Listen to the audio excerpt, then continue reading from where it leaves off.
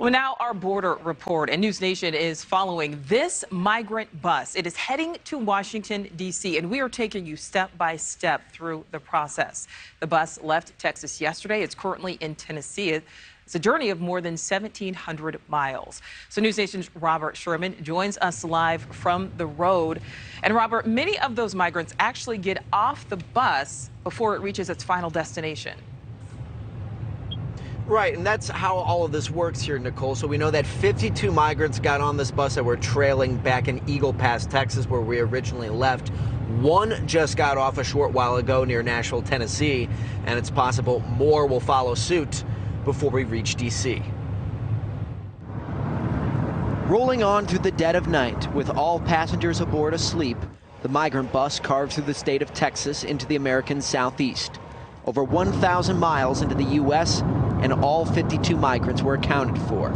But that changed outside Nashville, Tennessee. One migrant, Josmar Alvarado from Venezuela, decided to hop off the bus. It's been a month and 1 day since I left home, and I just want to be with my family as soon as possible.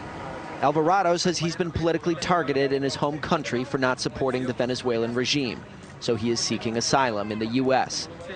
He's been permitted to stay in the U.S. as his case processes and is trying to get to his family in New Jersey. But even though he and the other migrants signed up to travel all the way to Washington, D.C., none of them are required to stay on the bus. They're free to get off anytime, anywhere. Alvarado was able to find the means to book a flight to New Jersey and figured he may as well just fly out of Tennessee. They told me I could keep on going on the bus until my family could buy a flight, and once that happened, I could just jump out of the bus. NewsNation is told while most migrants do make it all the way to their final destination, some will typically get off the buses beforehand if it better suits their travel plans. This bus, for example, passing through several major cities like Dallas and Memphis before making it to D.C. Alvarado is hopeful when he does make it to New Jersey, he can have a fresh start. I'm going to be together with my family here, where I'm not going to be chased and persecuted. I believe this is a good place to start anew and contribute to help change Venezuela.